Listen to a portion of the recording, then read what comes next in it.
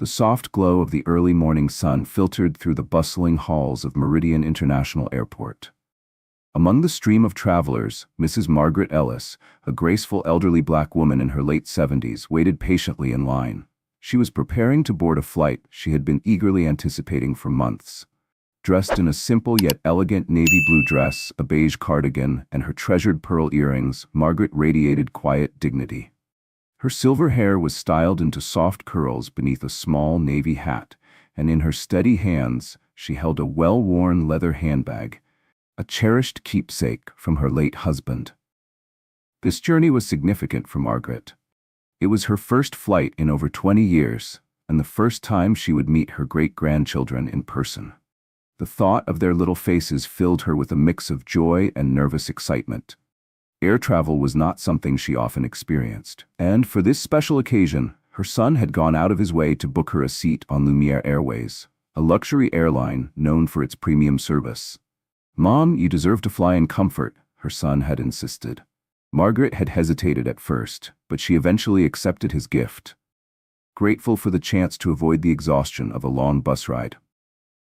As the boarding process began, Margaret quietly observed the crowd around her, a mixture of polished, well-dressed travelers. She noticed the occasional glance or whisper, but she had long learned to rise above such subtle judgments. Her focus remained on her ticket, row 2A, and the pleasant thought of sitting near the front. Margaret smiled softly, pleased with the arrangement. When her boarding group was called, she stepped forward with graceful composure, unfazed by the rush of passengers eager to get ahead. Handing her ticket to the gate agent, she gave a warm smile. The agent, a young woman with dark hair tied in a bun, scanned the ticket, hesitated for a brief second, and then forced a polite yet stiff smile. "Enjoy your flight, ma'am," she said, her tone lacking warmth. Margaret brushed it off, letting her excitement carry her forward as she entered the jet bridge. Inside the aircraft, the soft ambient lighting and plush leather seats gleamed. Margaret was immediately captivated. This was a world far removed from her everyday life, a rare indulgence she allowed herself for this treasured trip. For decades, Margaret had put the needs of others ahead of her own. Now, at long last, she was embracing a small moment of luxury. Upon reaching seat 2A, a window seat, Margaret paused to take in the spaciousness around her. She gently placed her handbag by her feet and reached up to store her modest carry-on. However, just as she began to lift it, a sharp voice interrupted her. "Excuse me, ma'am." The voice belonged to Linda Prescott, the lead flight attendant. Her tone was clipped, and she spoke with the kind of authority that left little room for warmth. Margaret turned to face Linda, a tall, sharply dressed woman in her late 30s, wearing the navy and gold uniform of Lumiere Airways. Linda's expression was professionally neutral but laced with an unmistakable air of irritation. "Is this your seat?" Linda asked, her eyes quickly scanning Margaret as if questioning whether she belonged there. "Yes, it is," Margaret replied calmly, lifting her boarding pass for Linda to see. Linda leaned in, narrowing her eyes as she scrutinized the pass. After a tense pause, she gave a curt nod. "Fine. Please stow your bag quickly, so we can keep the line moving," Linda instructed, her voice tight. Margaret reached for the overhead compartment again. Her hands trembled slightly, not from weakness, but from the nervous excitement of being in unfamiliar surroundings. As Margaret gently adjusted her bag, Linda crossed her arms and let out a long, audible sigh, loud enough to turn heads. Her displeasure was apparent to those seated nearby. "Do you need help?" Linda asked stiffly, though her tone suggested that offering assistance was the last thing she wanted to do. Before Margaret could answer, a man sitting across the aisle stood up with a warm smile. "I've got it, ma'am," he said kindly, taking the bag from her hands and placing it in the compartment with ease. Margaret's face brightened with gratitude. "Thank you, young man," she said softly, her appreciation clear. Linda's eyes darkened. Her expression soured, as if the act of kindness had somehow inconvenienced her. "Let's not hold up the line," Linda said sharply, turning away. Her voice carried just enough edge to make nearby passengers glance toward Margaret's seat. As Margaret settled in, she felt the weight of fleeting glances from around the cabin. Some passengers looked on with curiosity, others with indifference, and a few with subtle discomfort. Margaret, however, remained calm. She had faced such unspoken judgments before and had learned not to let the perceptions of others define her worth. Folding her hands in her lap, she gazed out the window, focusing on the excitement of seeing her great-grandchildren for the first time. The flight had yet to take off, but it was already clear that this journey would be unlike any other. Margaret Ellis sat quietly in her seat, her hands resting gently on her lap as the soft hum of conversation filled the cabin. Around her, the other passengers were settling in, their attention flickering between their phones and the attendants moving up and down the aisle. Margaret tried to focus on the excitement that lay ahead, the sweet giggles of her great-grandchildren and the stories she longed to share with them. Yet, the cold undercurrent of Linda Prescott's gaze lingered in the background. As Linda patrolled the aisle, her eyes drifted toward Margaret more often than seemed necessary. The expression Linda wore was difficult to decipher, not outright hostile, but certainly not welcoming. Margaret was no stranger to such glances. Life had taught her how to endure them without losing her grace. She carried herself with quiet strength, aware that many would underestimate her. Still, as resilient as she was, each instance of prejudice left its mark, a small but undeniable ache that reminded her of the road she had walked. What neither Linda nor the other passengers knew, however, was that Margaret's presence on this flight would soon set off a chain of events that would ripple far beyond this cabin. As the flight attendants prepared for takeoff, Linda's focus never strayed far from Margaret. From the moment Margaret had boarded, Linda's demeanor had shifted, her professional mask slipping just enough to reveal thinly veiled irritation. To Linda, Margaret's presence in row 2A felt disruptive, as though it threatened the smooth, orderly environment she prided herself on maintaining. Once the passengers were seated, Margaret attempted to fasten her seatbelt, but the latch seemed to stick, refusing to click into place. Wanting to ensure her safety, she gently pressed the call button above her. The sound of heels tapping against the floor signaled Linda's approach. She halted abruptly at Margaret's row, her arms folded tightly across her chest. "Yes, what is it now?" Linda asked, her voice heavy with impatience. Margaret met Linda's sharpness with a soft, warm smile. "I believe my seatbelt isn't working properly. Would you mind assisting me?" Margaret said calmly. Linda exhaled loudly, the exasperation evident as nearby passengers turned their heads. She leaned in, tugging at the belt for only a brief moment before straightening up. "There's nothing wrong with it. You just need to pull harder," Linda said flatly. "Thank you, dear," Margaret replied with grace, gently adjusting the belt herself. Without another word, Linda pivoted and strode down the aisle, muttering under her breath, just loud enough for those close by to hear. "Special requests already? This is going to be a long flight," she hissed. Margaret heard her, but she let the words pass without response. A few minutes later, Margaret realized she had forgotten to take her medication before boarding. She hesitated, her eyes glancing down the aisle toward Linda, who stood near the galley chatting with a fellow crew member. Margaret knew Linda's demeanor was anything but inviting, but her health took precedence over avoiding confrontation. Steadying herself, she pressed the call button once more. Linda returned, her expression stiffer than before, lips pressed into a thin line. "Yes?" Linda asked curtly, her arms crossing once again. Margaret's tone remained soft and apologetic. "I'm sorry to trouble you, but may I have a small cup of water to take my medicine?" Linda let out a theatrical sigh, loud enough to earn a few disapproving glances from nearby passengers. "We haven't even taken off yet, ma'am. Water service starts at cruising altitude. You'll have to wait," Linda replied coldly. Margaret offered a patient nod. "I understand, dear. It's just for my medication. I won't trouble you again after this," she explained gently. Rolling her eyes, Linda disappeared into the galley. When she returned, she placed a small plastic cup on Margaret's tray with unnecessary force, the loud clatter drawing more attention. Margaret smiled kindly as though the cup had been placed with care. "Thank you very much," she said, sipping the water and taking her medication quietly. The atmosphere in the cabin shifted.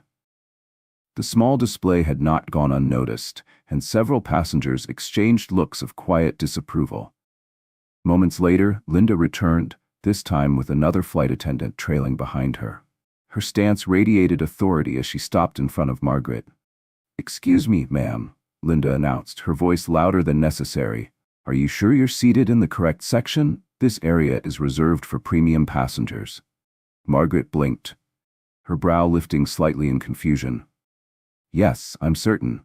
My ticket says 2A, she replied, producing her boarding pass and holding it out for Linda to inspect. Linda snatched the ticket with an air of skepticism, her eyes narrowing as she examined it. After a long pause, she returned the pass with visible reluctance. "Well, it looks like you are in the right seat," she said tersely. "Next time, please ensure you board with the correct group. Following procedures is important." Margaret's voice remained calm. "I did board with my group, dear," she responded softly. Linda said nothing more. Instead, she turned sharply, murmuring something under her breath as she walked away. Margaret caught fragments of her words, "slowing things down" and "doesn't belong." A faint ache stirred in Margaret's chest, though she had faced such treatment before. No matter how many times it happened, it always left a mark. The final insult came as Linda reappeared, pausing at Margaret's row once more. "Ma'am, your handbag must remain under the seat at all times," Linda stated firmly, her tone as if scolding a child. Margaret looked down, gently nudging her bag further beneath the seat. "It's already under the seat, dear," she said softly. Linda glanced down and, realizing her mistake, stiffened. Rather than admit the error, she added brusquely, "Well, just keep it there. I'll be checking." Passengers whispered quietly, the tension thickening. Margaret kept her gaze forward, allowing the whispers to fade behind her.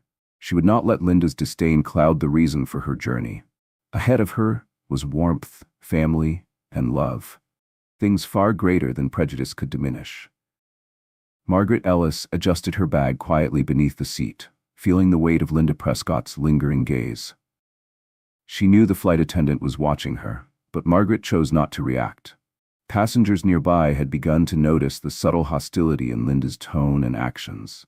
Across the aisle, a young woman leaned in slightly and whispered, "Don't worry, ma'am. She's been like that since we boarded. You're not doing anything wrong." Margaret offered a gentle smile of appreciation. "Thank you, dear," she replied softly. Still, the tension in the air was undeniable. Margaret could feel Linda's frustration simmering just beneath the surface. It was clear to everyone around them that Linda had singled Margaret out, her cold demeanor toward the elderly woman starkly contrasting her warm treatment of other passengers. Margaret closed her eyes and took a slow breath, reminding herself of the reason for this journey, the sweet, excited faces of her great-grandchildren waiting to greet her. Their laughter and hugs would make any discomfort worth enduring. But Margaret had no idea that this was just the beginning of Linda's behavior. As the plane lifted off, Margaret gazed out the window. The clouds rolled by beneath her, and the endless expanse of blue sky filled her heart with calm. She tried to lose herself in the beauty outside, imagining the small hands of her great-grandchildren reaching for hers. However, the unease in the cabin remained. Linda began her rounds with the beverage cart, moving swiftly through the rows ahead of Margaret. Passengers were served quickly, each greeted with a polite, if robotic, smile. But as Linda reached Margaret's row, the warmth she displayed with others disappeared. Margaret glanced up as Linda approached. "Excuse me, dear," Margaret said gently. "Could I have a small cup of water?" Linda's eyes narrowed slightly. "Water?" she repeated as though the request was unreasonable.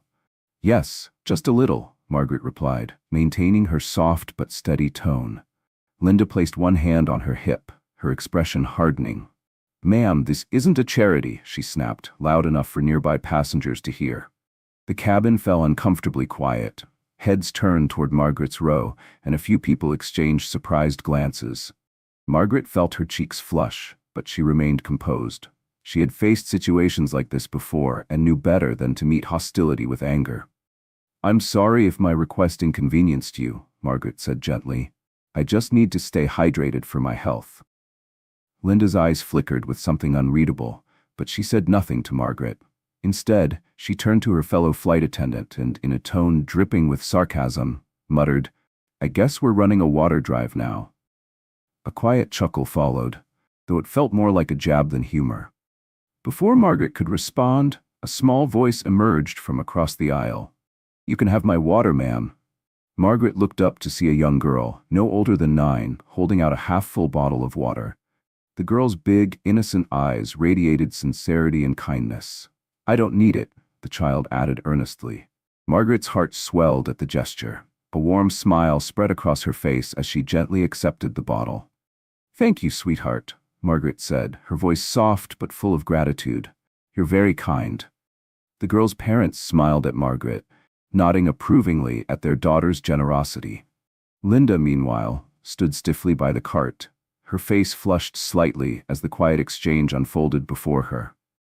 The growing support Margaret received from the passengers clearly unsettled Linda.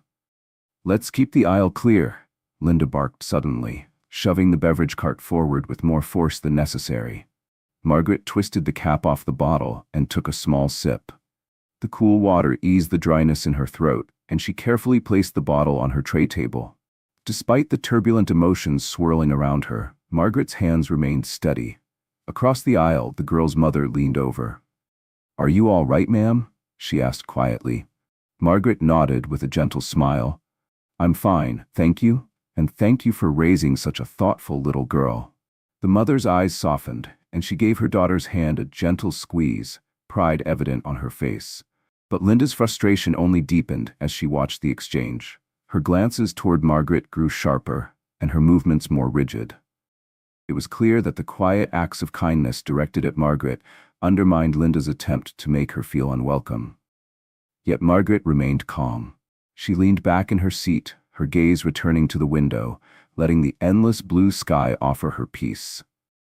She knew that the small ripple of kindness spreading around her would last far longer than Linda's bitterness. Margaret Ellis kept her gaze on the horizon beyond the plane window, the soft clouds stretching endlessly below. She reminded herself of the hugs waiting for her at the end of this journey, the warmth of her great-grandchildren, the laughter that would fill the room. She had faced far worse in her lifetime, and she knew that patience and grace often outlasted cruelty. But Linda Prescott's actions weren't going unnoticed. Several passengers, disturbed by the flight attendant's behavior, had begun discreetly recording. Phones captured snippets of Linda's sharp tone and cold remarks, highlighting her pointed hostility. The passengers might not have known Margaret's full story, but they recognized mistreatment when they saw it. Linda's treatment wasn't just dismissive. It was deliberate, targeted. And yet, Linda remained unaware of the storm quietly gathering around her. Each time Margaret met Linda's disdain with soft composure, the flight attendant's irritation grew. Margaret's quiet strength, the whispered support from nearby passengers, and the small girl's offer of water. These things seemed to chip away at Linda's confidence. She could feel her control slipping, and it unsettled her. Linda lingered at the front of the cabin, casting frequent glances toward Margaret. From her perspective, Margaret's calm defiance was unacceptable. In Linda's mind, she needed to reassert herself. Her heels clicked sharply against the aisle floor as she strode down toward Margaret's row with purpose. "Ma'am," Linda said loudly, stopping just beside Margaret. "I need you to come with me, now." Margaret turned her head, startled by Linda's tone but still composed. "Is something the matter?" Margaret asked, her voice gentle but firm. Linda crossed her arms tightly, her expression set in stone. "You've been causing a disturbance since boarding," Linda declared. "I've given you multiple warnings and you've refused to comply with instructions." A soft murmur spread across the cabin as passengers exchanged confused glances. They had witnessed Margaret's quiet demeanor and Linda's escalating hostility. No one believed Linda's claim. Margaret's brow furrowed in quiet disbelief. "I'm sorry, but I don't understand. I haven't disturbed anyone. I've simply been sitting here." Margaret replied. Linda's voice sharpened. "You've pressed the call button repeatedly, disrupted my duties, and refused to cooperate. This kind of behavior is unacceptable." Margaret opened her mouth to respond, but before she could utter a word, Linda pivoted on her heel and marched to the front of the plane. Lifting the intercom, Linda's voice rang through the cabin. "Captain, we have a passenger in 2A who is being disruptive and non-compliant. I'm requesting immediate removal before takeoff." A ripple of gasps spread through the cabin. Passengers began voicing their objections. "She hasn't done anything wrong," the man seated behind Margaret called out. "This is ridiculous," another passenger muttered, shaking her head. Across the aisle, a woman in business attire quietly raised her phone, capturing the unfolding scene. Linda ignored the discontent and stood near the cockpit door, arms crossed, waiting for security. Moments later, 2 airport security officers boarded the plane, their expressions calm but serious. Linda gestured with a smug smile. "That's her?" Linda said, pointing toward Margaret. Margaret's heart felt heavy, but she refused to show it. With grace, she reached for her handbag, gently slipping the strap over her shoulder as she rose from her seat. One of the officers stepped forward, his voice low and kind. "Ma'am, we need you to come with us." Margaret nodded, keeping her chin lifted. "Of course," she replied softly. Before stepping away, she turned to the other passengers and offered a small, apologetic smile. "I'm sorry for any inconvenience," she said, even though she knew she had done nothing wrong. As Margaret made her way down the aisle, escorted by the officers, murmurs of disapproval filled the space behind her. "This isn't right," a man called out. "She didn't do anything," another added, his voice thick with frustration. A tug on Margaret's cardigan caught her attention. She glanced down to see the same little girl who had offered her water, her eyes wide and filled with worry. "Mommy, why are they taking her away?" "She's nice," the child whispered, clutching her mother's hand. The girl's mother leaned down, her voice calm but firm. "Sometimes, sweetheart, people are treated unfairly. But don't worry, we won't let this go unnoticed." Margaret smiled softly at the child and gently patted her hand before continuing down the aisle. Her steps were steady, her head held high, even as Linda stood at the front of the plane, watching with quiet satisfaction. To Linda, this felt like a victory, a reassertion of her control and authority. In her mind, she had removed someone she believed didn't belong. But what Linda failed to realize was that her actions had been closely watched and meticulously documented. Several passengers had recorded the entire incident from start to finish, capturing every dismissive glare and every sharp remark. They had witnessed Margaret's calmness, her quiet resilience, and the clear injustice she endured. As Margaret stepped off the plane, the airport security officers guided her to a quiet seating area in the terminal. One of them, noticing the calm yet weary expression on her face, leaned in gently.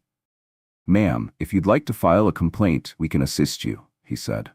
Margaret smiled faintly and shook her head. "Thank you, but there's no need. Things have a way of sorting themselves out," she replied. Unbeknownst to Linda, the storm she had created was already beginning to unfold. Margaret Ellis sat quietly in the airport terminal, her hands resting gently in her lap.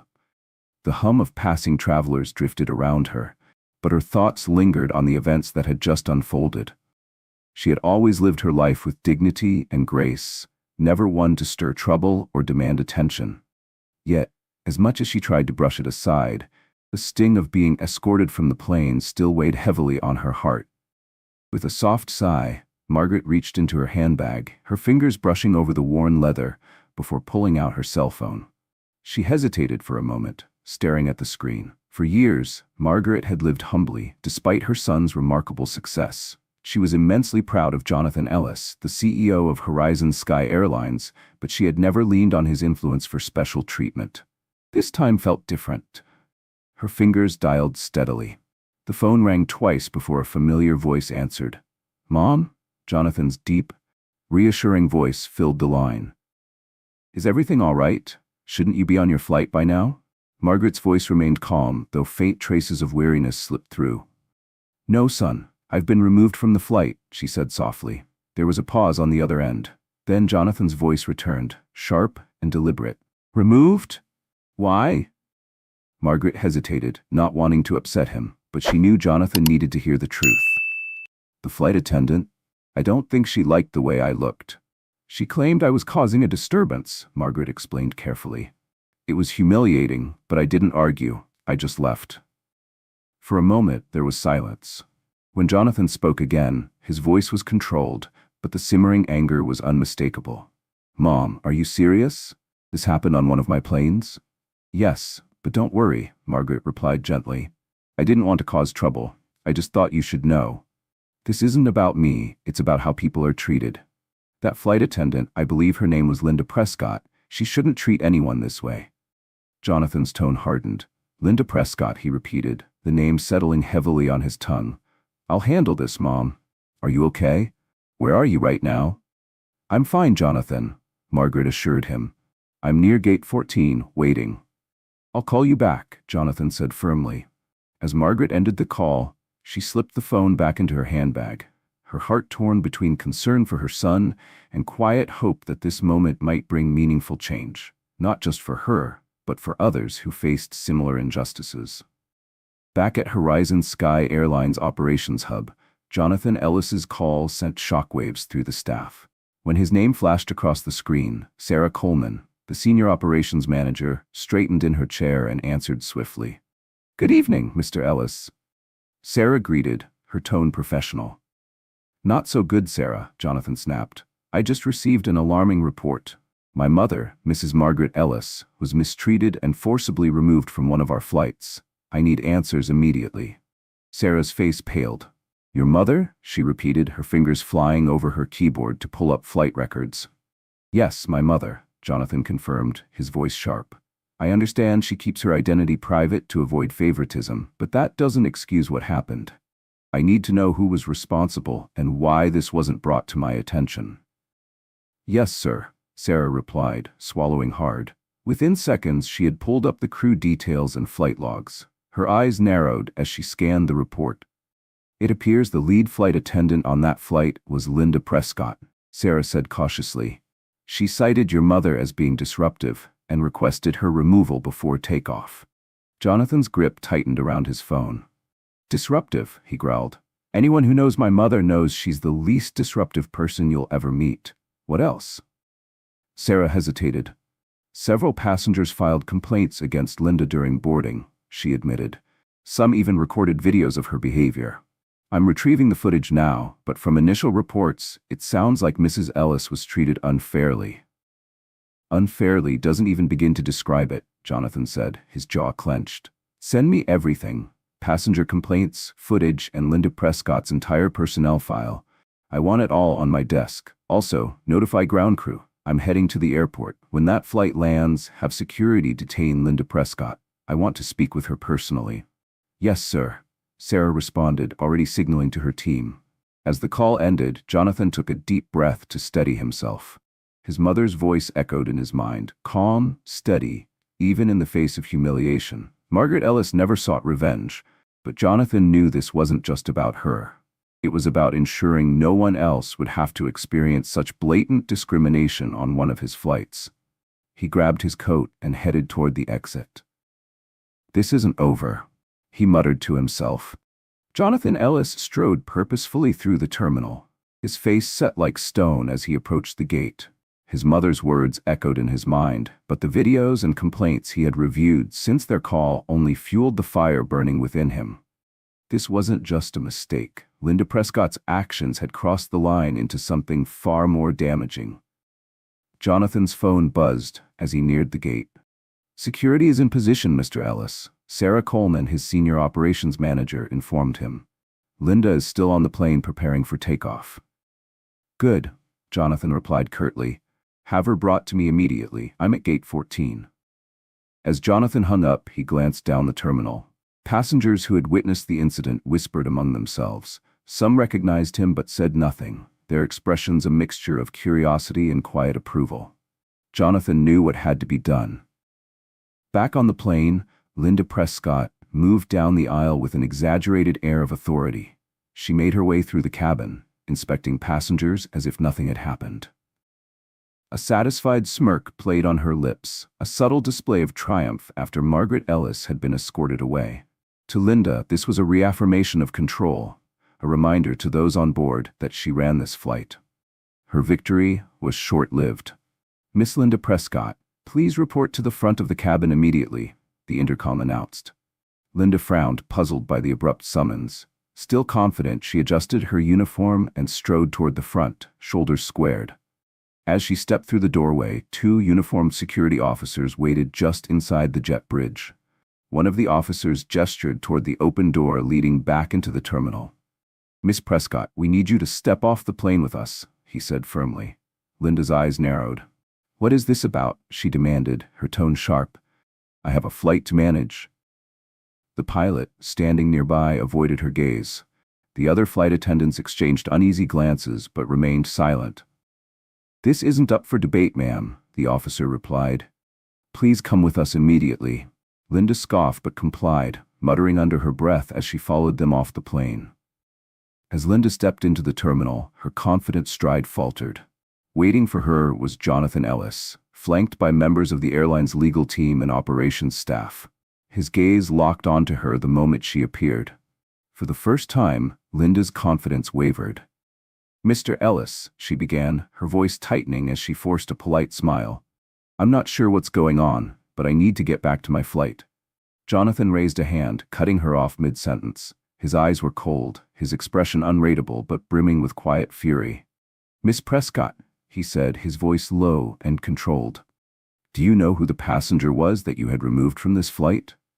Linda blinked, momentarily thrown off by the question. She hesitated. "She was causing a disturbance, sir. She refused to follow instructions." Jonathan's stare hardened. "That disturbance, as you called it, was my mother." The color drained from Linda's face. "Your mother?" she stammered, her voice barely above a whisper. Jonathan took a step closer, his words sharp and deliberate. "Yes, Mrs. Margaret Ellis, the woman you humiliated, mistreated, and falsely accused." His tone never wavered. "And I'm here to ensure you are held accountable for every action you took against her." Linda's mouth opened to protest, but Jonathan raised his hand once more. "Do you think I'm relying solely on my mother's account?" he asked, his voice cutting through the air like a blade.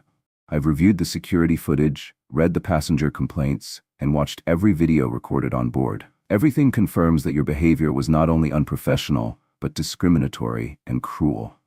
Linda's hands trembled as she tried to gather herself. "I was just following protocol, sir," she stammered. "She was being disruptive, and I thought—"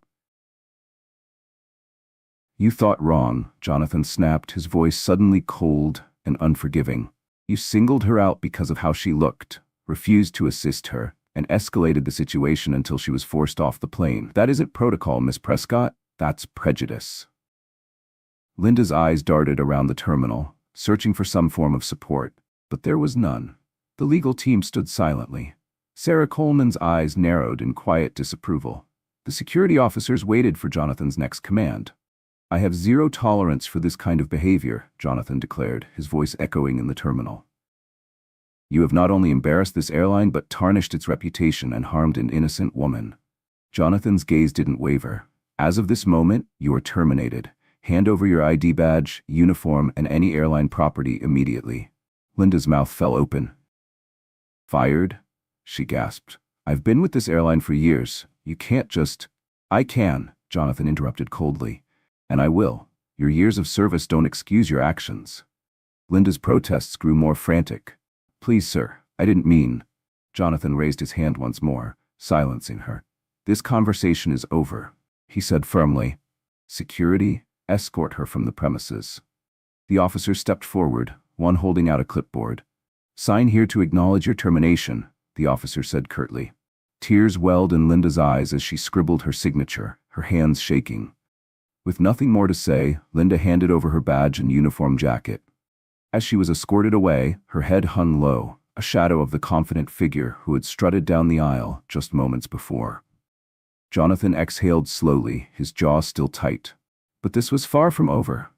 As Margaret Ellis sat quietly in the tranquil comfort of the VIP lounge, the weight of the day's events settled over her. The soft clink of china echoed faintly as she sipped her tea, gazing out over the tarmac beyond the large windows. Her son, Jonathan, had arranged for her to rest here while he handled the situation. Despite the serene setting, Margaret's thoughts drifted backward, drawn to memories both painful and bittersweet. Margaret had been born in the rural South during an era when segregation drew sharp lines between people. As a child, she vividly remembered the stark whites-only signs that barred her family from restaurants, schools, and theaters. The memory of her mother's firm grip on her hand as they passed by those forbidden places lingered like an old photograph etched in her mind. One memory stood out sharply. She had been 9 years old, standing in line at the general store with her father. Margaret had saved pennies for weeks to buy a small notebook for school. When their turn arrived, the shopkeeper, A heavy-set man with a cold glare snatched the notebook from her hand. "We don't sell to your kind," he growled. Margaret's father, a quiet man of immense dignity, gently took her hand and led her out of the store without a word. But Margaret had seen the tears welling in his eyes. That moment shaped her. It fueled her determination to rise above prejudice, to build a life where such injustice couldn't hold her back. As Margaret grew older, life presented no shortage of challenges. She married young to a kind-hearted man named Samuel, who shared her dreams of providing a better life for their children. He worked tirelessly in the steel mills, while Margaret cleaned houses for wealthy families. The work was grueling, and Margaret often found herself treated as invisible, or worse, as someone unworthy of respect. One day, while dusting the dining room of a particularly harsh employer, she overheard the woman's dismissive voice as she entertained her guests. "People like her don't need education or ambition. They're meant to serve. That's all." Margaret hadn't said a word, but in her heart she made a solemn vow. "My children will never hear words like these. They will have opportunities I never did." That promise became her life's mission. Margaret worked double shifts, sometimes skipping meals to save money for her children's education. She encouraged them to dream without limits, always reminding them that their worth wasn't defined by the opinions of others, but by the integrity of their actions. Her son, Jonathan, had been bright and driven from an early age. Margaret still recalled the day he came rushing through the door, a notebook filled with airplane sketches in hand. "Mama, I'm going to build planes one day," he declared with excitement. Margaret had smiled at him and gently replied, "Then you better work hard, baby. Dreaming is free, but success comes at a price." And work hard he did. Jonathan excelled in school, earning scholarships that took him to places Margaret had only read about. He studied aeronautical engineering and business, eventually rising through the ranks of the aviation industry to become the CEO of one of the nation's largest airlines.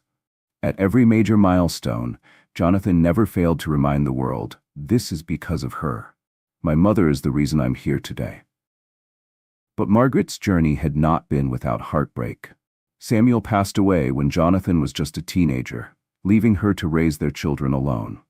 Those were the hardest years of her life. Margaret often worked 3 houses in a single day to keep food on the table and the lights on. Through it all, she never let her children see her despair. Their home, no matter how modest, was filled with love, laughter, and hope. Every night, Margaret read to them, instilling in their hearts the values of kindness, perseverance, and faith. Now, sitting in the stillness of the VIP lounge, Margaret reflected on how far she and her family had come. Despite the indignity she had faced that day, she refused to let bitterness take root in her heart. Instead, she reminded herself, just as she had taught Jonathan long ago, dignity isn't about how others treat you, it's about how you carry yourself no matter what. She straightened her posture, taking another sip of tea. The memories, though painful, had made her who she was. They were a part of her story, but not the end of it. Margaret had faced adversity before and emerged stronger every time. What she didn't realize was that Jonathan was already setting plans into motion, plans that would address the injustice she had endured and spark change far beyond the walls of that terminal. Jonathan Ellis stood in the conference room of Horizon Sky Airlines, his mind racing as he prepared to issue a public response to his mother's mistreatment. It was clear to him that what had happened to Margaret Ellis reflected deeper, systemic issues, ones he could no longer ignore. Determined to make lasting changes, Jonathan took immediate action. The first thing he did was ensure Margaret would be placed on the next available flight, in first class. She would be treated with the utmost care, from the moment she arrived at the gate to when she settled into her seat.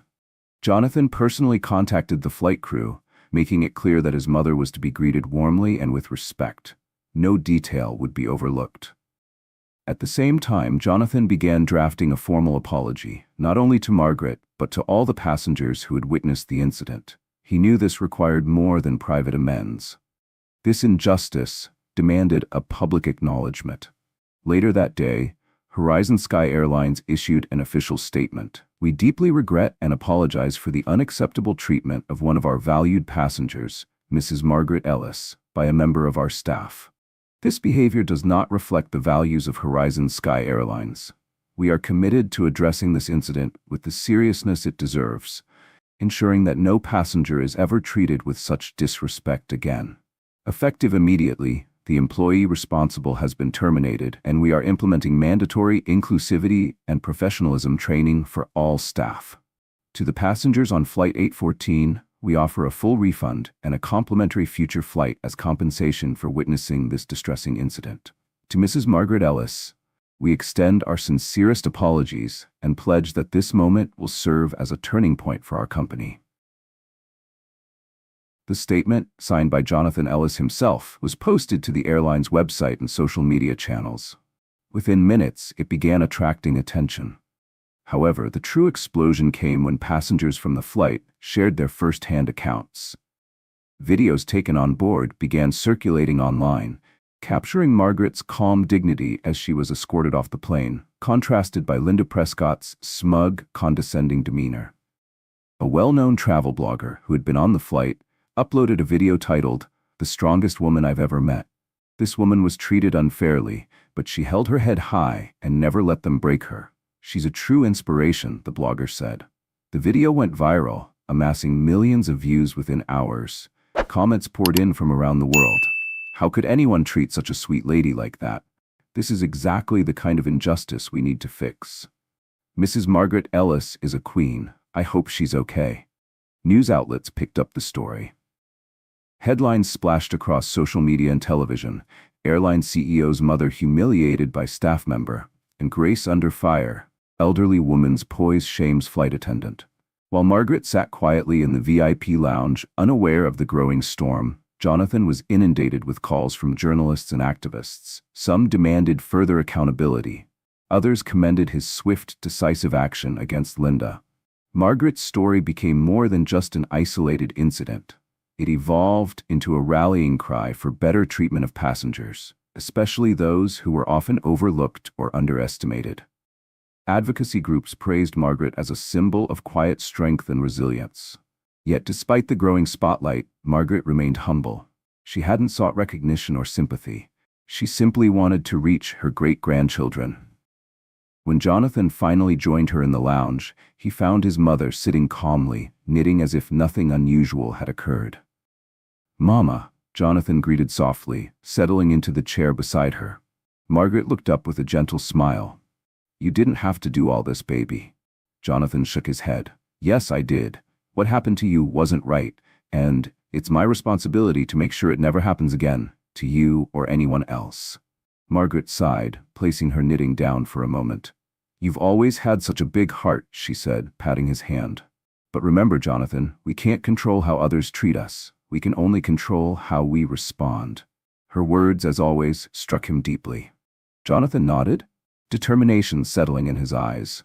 His mother's quiet strength had shaped him his entire life. Now, it would guide the changes he planned to implement for Horizon Sky Airlines and beyond. For a moment, Jonathan sat silently, watching the gentle rhythm of Margaret's knitting needles. He had always known his mother to be strong, but this was something else entirely. Margaret wasn't asking for a symbolic apology or superficial change. She was asking to lead the charge. "Jonathan," she said, her voice steady, "I want you to transfer ownership of a major share of the airline to me." Jonathan blinked, momentarily stunned. "What?" he asked, unsure if he had heard her correctly. Margaret's gaze didn't waver.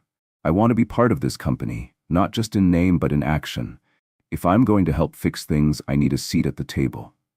Jonathan could hardly believe what he was hearing. His mother, who had spent decades enduring hardships quietly, never seeking recognition, was now asking for a stake in the company he had built. At first, he didn't know how to respond. But then, memories of her sacrifices came rushing back. The double shifts, the late nights, the moments she went without, so that he could have more. In that instant, Jonathan realized this wasn't just a personal request. This was a movement, and if anyone could lead it, it was Margaret Ellis. Jonathan took a deep breath and nodded. "Okay, Mama, if you're sure this is what you want, I'll make it happen." His voice softened, thick with emotion. "You'll have a seat at the table." Jonathan Ellis sat across from his mother in the VIP lounge. watching as a rare smile lit up Margaret's face. For the first time since the incident, there was a glimmer of something more than quiet strength. There was purpose. "Thank you, Jonathan," Margaret said softly, her eyes reflecting gratitude but also resolve. "I know this is a big step, but I want to be there for the people who need to see that someone cares about them." Jonathan nodded, the weight of her words settling in. "You will, Mama. You'll have a seat at the table. You'll have a voice." The days that followed were a whirlwind. Jonathan wasted no time finalizing the legal transfer of shares, making Margaret Ellis a primary stakeholder in Horizon Sky Airlines. The announcement rippled through the company, sending shockwaves across the industry. Some executives raised eyebrows, skeptical about whether Margaret, a woman with little corporate experience, could navigate the complexities of the airline business. But Jonathan stood firm. "Her experience is exactly what this company needs," he told the board. "She knows what it means to be overlooked, to be dismissed. That's a perspective we've been missing for too long." The media's reaction was mixed. Many praised Margaret's courage and foresight, calling her a trailblazer for equity and representation in the aviation industry. Critics, however, questioned the decision, some even suggesting it was a publicity stunt. But Margaret wasn't concerned with the critics. She had a mission. From her first day as a shareholder, Margaret began driving real change. She advocated for comprehensive training programs on inclusivity, cultural sensitivity, and professional conduct, mandatory for every employee, from flight attendants to pilots to executives. She pushed for partnerships with community organizations, fostering diversity at every level of the company. Scholarships for underrepresented youth pursuing aviation careers were established under her leadership. Margaret wasn't just sitting at the table, she was reshaping it. Her presence could be felt throughout the company. Employees began noticing the difference. Flight crews reported feeling more empowered to speak out against discrimination. Passengers, especially from marginalized communities, expressed appreciation for the changes. Horizon Sky Airlines was no longer just an airline. It was becoming a symbol of progress and inclusion. Meanwhile, Linda Prescott's life began to unravel in ways she could have never anticipated. What Linda initially brushed off as a minor incident snowballed into a full-scale scandal. Her smugness during the flight, her dismissive treatment of Margaret, and her blatant disregard for fairness had struck a deep nerve with the public. The first signs of backlash appeared in her social media accounts, which were flooded with thousands of angry comments. Passenger videos of the incident, detailing her hostile tone and cruel actions, went viral under the hashtag Justice for Margaret. Linda's name became synonymous with discrimination and abuse of power. As more passengers shared their stories and videos, the media latched onto the narrative. Investigative journalists dug deeper into Linda's past, uncovering old comments and posts that revealed troubling views on race, class, and social status. Though these discoveries weren't directly tied to the flight, they painted a portrait of someone with deep-seated prejudice. Linda's once carefully curated image crumbled overnight. Horizon Sky Airlines, now under intense public scrutiny, faced pressure to distance itself from Linda. Margaret's decision to become a stakeholder had set a clear tone. There was no room for prejudice in this new era for the company. Within days, Linda was summoned to a formal meeting with the airline's HR department. The decision was swift and final. "Your contract is terminated, effective immediately," she was told. "Your actions violated our core values and code of conduct." Linda's protests fell on deaf ears. She tried to claim she had been misunderstood, arguing that the situation had been exaggerated. She even attempted to frame herself as a victim of workplace pressure. But her defense collapsed. Horizon Sky Airlines issued a public statement reinforcing their commitment to respect and inclusivity, making it clear that her behavior was unacceptable. "There is no place for discrimination or prejudice in our company. We stand firmly against any form of mistreatment toward passengers or employees." The public agreed. Linda Prescott wasn't just a disgraced flight attendant, she became a cautionary tale, a symbol of the discrimination society was actively fighting to eradicate. As the news spread, Linda's career prospects evaporated almost overnight. Once plentiful job offers in the travel and hospitality industries disappeared. Other airlines, hotels, and agencies quietly blacklisted her, unwilling to take the risk of associating with someone whose reputation had been so publicly tarnished. Her social circles grew smaller. Friends and acquaintances distanced themselves, uncomfortable with the controversy. Linda, once brimming with confidence and authority, found herself isolated, a shadow of her former self. In stark contrast, Margaret Ellis's influence only grew. She wasn't seeking personal gain, but her leadership began reshaping Horizon Sky Airlines and inspiring change across the industry. Margaret frequently appeared at press events, not to boast, but to advocate for systemic reform across aviation. It's not about one person. It's about changing the way we treat one another in the air and on the ground, she said at a conference. Passengers noticed the shift. Employees felt the change. Margaret's leadership wasn't symbolic. It was transformative. Her story had started as one of injustice, but it became a story of resilience, redemption, and the power of quiet strength. As the weeks passed, Linda Prescott's once polished life continued to unravel. The high-profile scandal had left her untouchable in the eyes of potential employers. Airlines, hotels, and even smaller charter services refused to consider her application, wary of associating their brand with someone whose name had become synonymous with prejudice and misconduct. Job interviews were rare, and the few that did materialize ended with polite rejections. "We're going in another direction," they would say, but Linda knew the truth. The stain of her actions followed her relentlessly. Social isolation soon accompanied professional exile. Friends grew distant, reluctant to be seen with someone at the center of such controversy. Linda found herself increasingly alone, confronting a harsh truth. Her behavior had brought about consequences she had never imagined. While Margaret Ellis's story sparked inspiration and systemic change, Linda's became a cautionary tale. She considered relocating to another city, hoping that a fresh start would allow her to rebuild her life. But wherever she went, the shadow of her actions loomed large. Online articles, social media posts, and news segments made sure of that. Meanwhile, Margaret Ellis had stepped fully into her new role as a key figure at Horizon Sky Airlines. Margaret wasn't simply a face for change, she was its architect. Her vision for the airline was clear: a steadfast commitment to diversity, inclusion, and fairness at every level of the business. Margaret's presence at Horizon Sky's headquarters wasn't symbolic. It served as a constant reminder of the transformation unfolding within the company.